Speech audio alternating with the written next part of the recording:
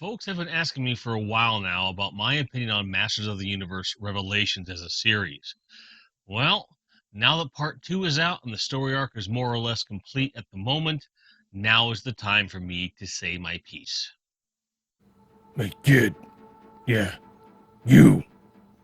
Everyone thinks toys are fun, but this is a channel for adults.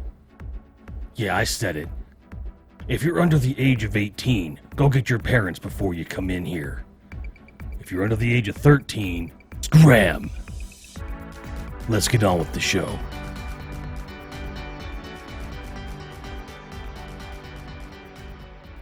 Before I get started into my opinions on Masters of the Universe Revelations, I want to be very clear. No matter how the series made you felt, I want you to know that your feelings are valid. There's nothing wrong with it. I don't have to agree or disagree with you. It's fine. Nothing I want to say here is designed to alienate or cause an argument. I want to be very clear about that. I will admit that when Masters of the Universe Revelations was originally announced, I said that's an interesting idea. Having Kevin Smith as a showrunner is an interesting idea. I can see where things might go with something like that. Let's see how it plays out. Part 1 debuts, and overall, from my perspective, it more or less delivered on the initial promises that were made. Granted, there were some very specific things that were said that were very much overstatement. Some of them were outright mistakes and or lies, depending on how you look at it. You know, looking at Kevin Smith and his age and all that stuff. I didn't care about any of that. I'm not out here, when someone's trying to entertain me, I'm not trying to catch them in a lie when they're pitching me on their, product. What I'm looking for is, did the final piece entertain me or not? And from my perspective, no matter what I felt about the business practices or the marketing or any of that stuff, which that would be a whole other video. I'm talking about the show itself. Part 1 was pretty satisfying for me. I felt that a lot of the messaging was very heavy-handed, but the little nods, the wide range of characters, the twists and turns that certain characters took, for the most part, entertained me. I said, okay, let's see where this goes. And for the most part, that was what I would say when anyone would ask me. I'm like, I liked what I saw, but depending upon where the story goes, I might end up hating part 1. Well, now part 2 is out. I've watched it. I've had a day and a half to think about it, and, well, I really, really liked it. As an entire piece, part 1 and 2, I really dug what we got. With a caveat. Here's the caveat. I look at Masters of the Universe Revelations as a whole as an optional coda to the original Masters of the Universe animated series that a lot of us grew up with.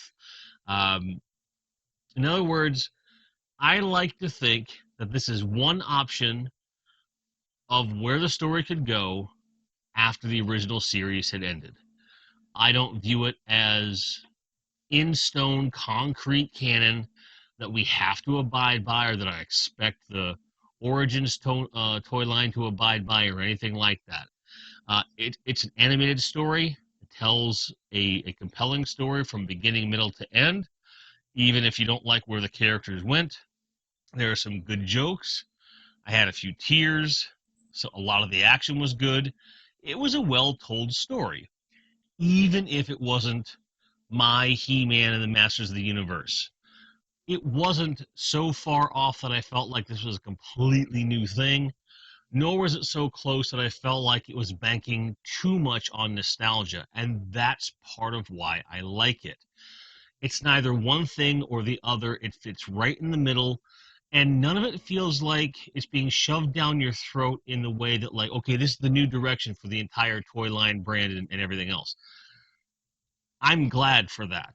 And because if this had been touted as, this is the new toy line, the new direction, this is all we have to offer, my opinion would undoubtedly be different. But the fact is, there's multiple animated series, multiple toy lines, different directions that the brand is taking overall, And within that context, this series, such as it is, it plays well, and I can choose to accept it into the canon or not, depending upon my mood.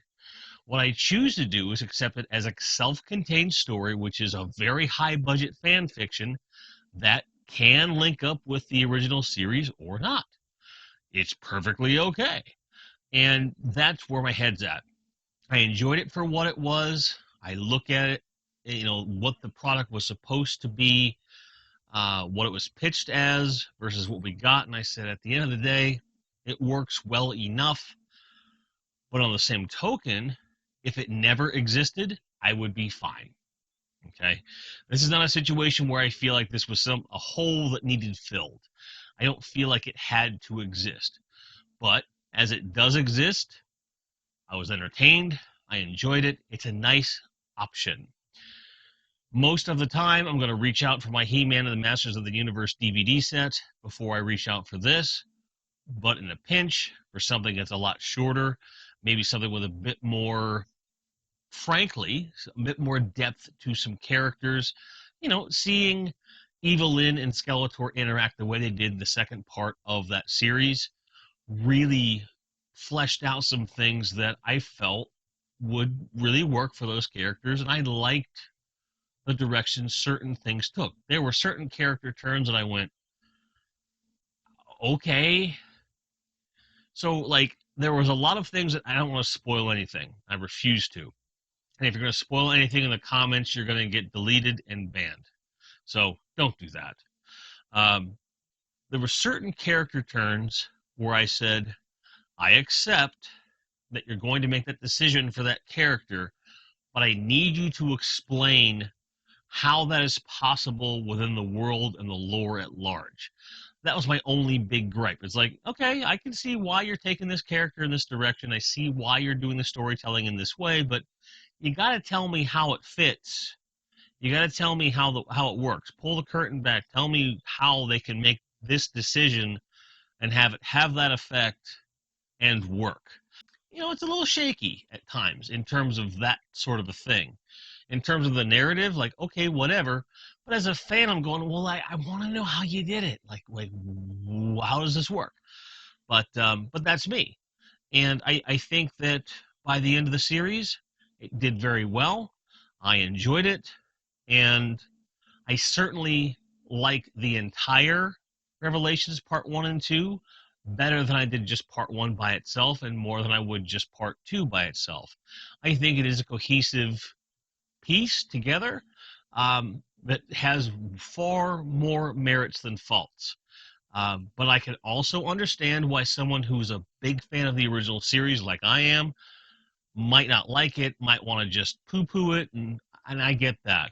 But I want to be fair to it as a piece of entertainment, not bring politics into it, not bring uh, certain subculture references into it. I don't want to bring social media into it.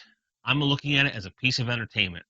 As a piece of entertainment, it succeeded for me. It isn't definitive. It's just a cool diversion that exists at a time when Masters of the Universe is at an all-time high since its initial rise. And I'm okay with it. I enjoyed it.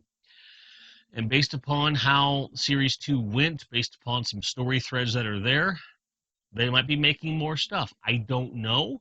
I would not be opposed to them making more, but I would hope that for all the messages they're trying to put out, which are very positive, I hope they're a little less heavy-handed. The original He-Man and the Masters of the Universe series had very heavy-handed messaging, particularly with the little things at the end. Well, Revelations just integrated that into the story, and it was a little bit too on Front Street for me. Granted, I understand that the goal of this was for adults to watch it with their children and hopefully have this kind of a revival of sorts and so forth, and just be like, this is what I watched when I was a kid, kind of a thing. And I can see where it would succeed for some folks.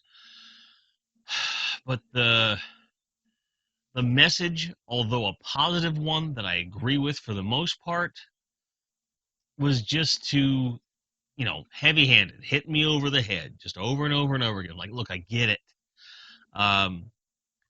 It wasn't the worst thing I've ever seen. It wasn't the heaviest-handed thing I've ever seen, and the message never tripped so far over itself that it really derailed the story. It just repeated itself a little bit too much for my personal taste. So, if you haven't watched any of Revelations, give it a try. It's not a huge investment of time. It'll whiz by, and hopefully you'll get a chuckle out of it. Maybe even get your heartstrings tugged at a little bit. And by the end of it, the universe, character-wise, is not really any worse for wear, and it opens some doors for some interesting storytelling they might be able to do later. They may not do anything else with it, and that's okay. It would work. Any way you look at it, it's a singular piece of entertainment that, frankly, is fine. You don't have to accept it as canon. You don't have to accept it as a definitive thing that you have to be on board with to be a fan of this brand. You don't have to do anything. If you choose to watch it and you enjoy it, that's okay too. If you accept it as canon, that's okay too. My point is, it exists in a world by itself unless you allow it to link to other things. It didn't make me angry. It didn't make me hate the brand. And frankly, that's kind of a win in today's day and age when I have a lot of other examples of things that tried to revive properties that I love that shit all over them. In my opinion, this did not take a gigantic dookie all over He-Man and the Masters of the Universe. It took some questionable turns, but for what it was in an enclosed story, I think it worked in the overall narrative. Sue me. Please don't sue me. At any rate, that's all I have to say without spoilers. Perhaps, moving into December, I might actually do a spoiler review of it when I've had a chance to watch it more than, one or two more times. If you're interested in that, let me know in the comments. I hope that you enjoyed this video. I hope that you enjoyed Revelations. And even if you didn't, I hope that you can understand that it's okay not to.